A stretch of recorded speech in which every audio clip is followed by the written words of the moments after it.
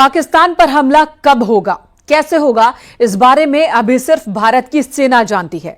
पाकिस्तान इस वक्त बस यही सोच रहा है कि कैसे बचा जाए और इसके लिए उसने अपने हर मोर्चे पर मुस्तैदी बढ़ा दी है। आपको वो सबसे खतरनाक हथियार दिखाते हैं जिससे बचने के लिए विकल्प जनरल मुनीर के पास भी नहीं है।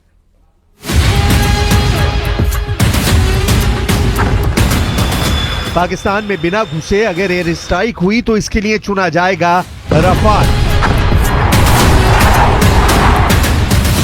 पाकिस्तान के रडार से दूर रहकर अगर हमला किया गया तो इसके लिए चुना जाएगा रफाल। तब आतंकवाद पर ऐसा हमला होगा कि अटैक करने वाले फाइटर जेट को दूर से ही देखता रह जाएगा पाकिस्तान। पहलगाम में हुए आतंकी हमले के बाद इंडियन एयरफोर्स का सबसे खतरनाक फाइटर जेट और उसके बहुत ही खास हथियार चर्चा में है। पहली है सबसे खतरनाक स्काल्प क्रूज मिसाइल। इसकी रेंज है 550 किलोमीटर। दूसरा है हैमर बम, जो स्पाइस बम की तरह फायर करने के बाद 70 किलोमीटर दूर टारगेट को उड़ा देता है। अगर पाकिस्तान की तरफ से काउंटर अटैक हुआ तो राफाल के पास है air to air missile Meteor. इसकी रेंज है 150 से 200 किलोमीटर। राफाल 1800 किलोमीटर की रेंज में जब ऑपरेट करता है तो ये तीनों हथियार उसे गेम चेंजर फाइटर जेट बना देते हैं।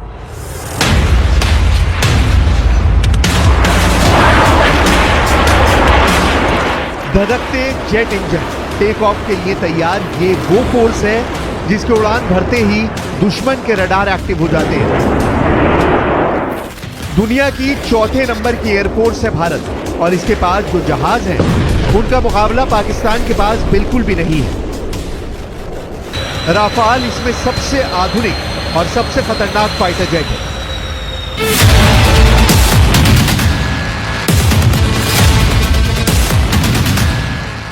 इसलिए अब देखिए राफाल के वेपन पैकेज की सबसे खास बात, क्योंकि राफाल आने के बाद वायुसेना को दुश्मन के बॉर्डर के अंदर घुसने की जरूरत नहीं और हमला बिना बॉर्डर पार किए यानी अपने आसमान में ऑपरेट करते हुए भी किया जा सकता है।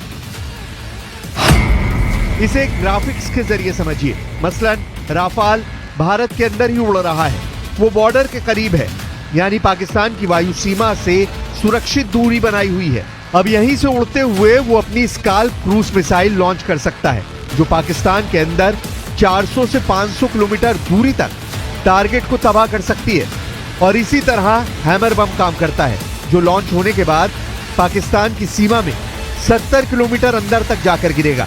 ये दोनों एयर टू सरफेस वेपन में कमाल के हथियार माने जाते हैं। इसी तरह अगर राफाल को पाकिस्तान के विमान चैलेंज करते हैं तो राफाल का रडार 200 किलोमीटर की दूरी से ही उनको ट्रैक करना शुरू कर देगा और यही काम आएगी beyond visual range meteor missile. इसकी खुद की रेंज 150 किलोमीटर से ज्यादा है और इस तरह राफाल पाकिस्तान के फाइटर जेट से दूर रहकर भी उसको मार गिराएगा।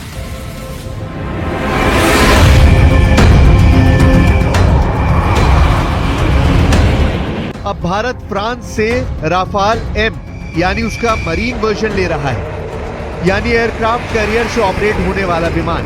ऐसे 26 विमानों को लेकर फ्रांस से डील हुई है। ये 26 विमान 2029 से नौसेना को मिलने शुरू होंगे।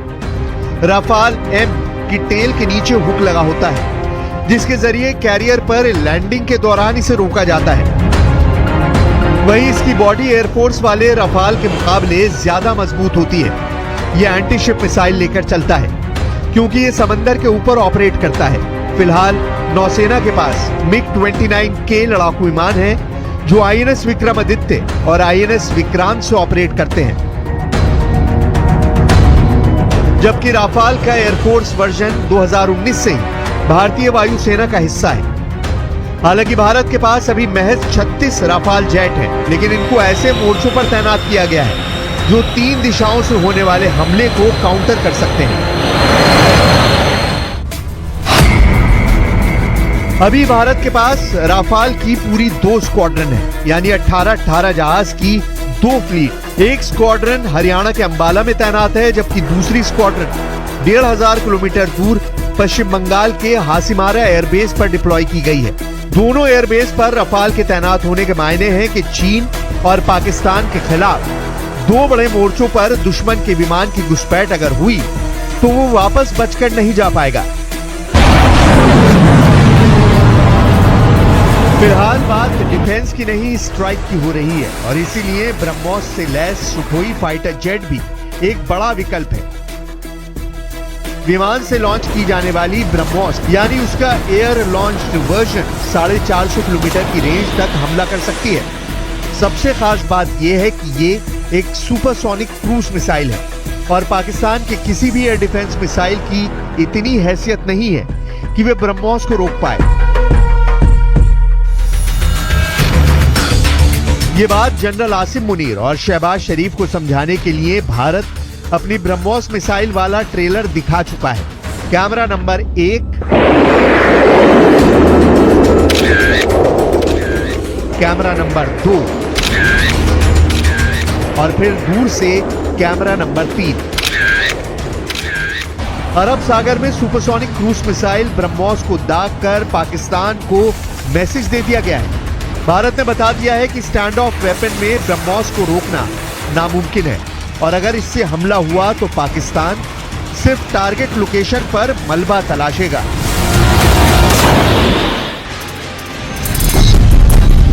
और भारत के पास परमाणु बम लॉन्च करने वाले वो जराए हैं जो पाकिस्तान के पास नहीं है। परमाणु युद्ध हुआ तो भारत के पास हमले के लिए क्या क्या विकल्प हैं वो आपको दिखाते हैं। परमाणु बम लॉन्च करने के लिए भारत के पास 3 प्लेटफॉर्म हैं, जबकि पाकिस्तान के पास सिर्फ 2 हैं। भारत लड़ाकू विमान से एटम बम दाग सकता है, पाकिस्तान के पास भी ये ताकत है। भारत जमीन पर मौजूद मिसाइल से भी एटम बम लॉन्च कर सकता है, पाकिस्तान के पास भी ये पावर है।